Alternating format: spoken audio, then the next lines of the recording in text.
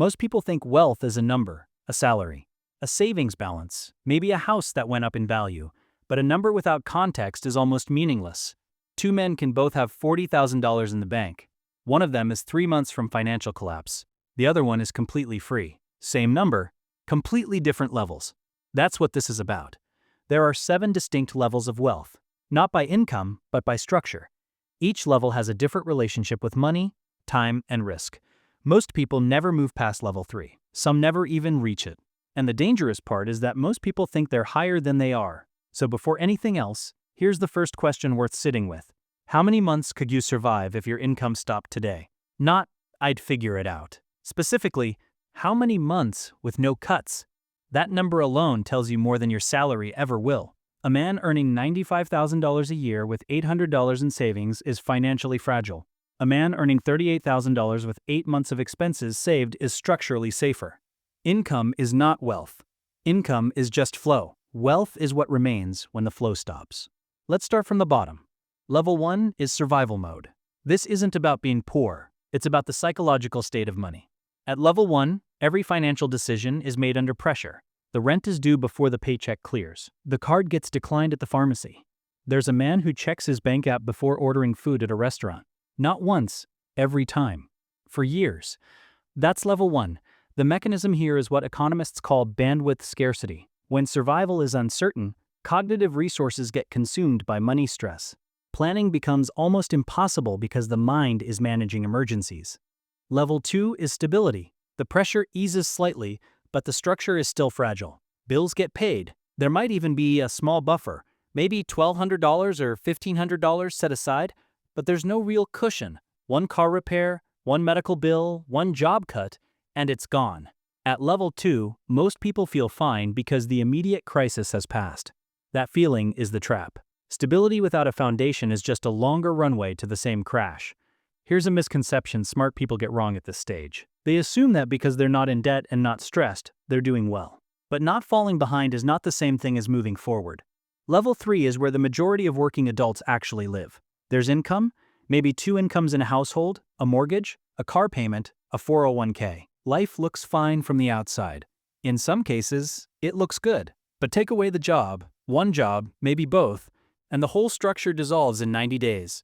A couple living on $148,000 combined with $11,000 in savings and $6,200 in monthly expenses. They feel wealthy. By most cultural signals, they are doing well, but they have less than 2 months of real runway. That's not wealth. That's performed wealth. Level 3 feels like arrival. It's actually the most dangerous level to stay in. Because level 4 is the first level where something genuinely shifts. Level 4 is what some call the buffer zone. But it's more than that. At level 4, a person has 3 to 6 months of real expenses saved.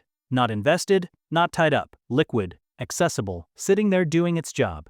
This changes behavior in ways that are hard to explain until you've felt it. A man gets a bad performance review at work. At level 2, that's a crisis. At level 4, he sleeps fine. Not because he doesn't care, because he has options. The mechanism is psychological, not just financial. When survival is no longer tied to any single outcome, decisions get cleaner. You negotiate better. You walk away from things that don't serve you. You stop taking bad deals because you're afraid of what happens if you don't. That's the real value of a buffer. Not safety, but clarity. Level 5 is where money starts working alongside you, not just for you. There are assets generating some return.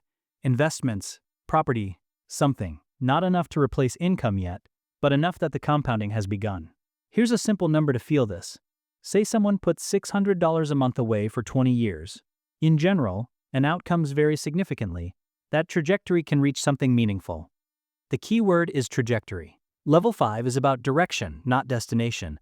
Most people at level 5 made one structural decision. They started before they felt ready. Level 6 is financial independence in the real sense of the term, not rich by magazine standards. Independent, meaning work becomes optional. Passive or semi-passive income covers core living expenses without drawing down savings. A man in his late 40s, modest lifestyle, $3,200 a month in living costs. If his assets generate that consistently, he is free in the most literal financial sense.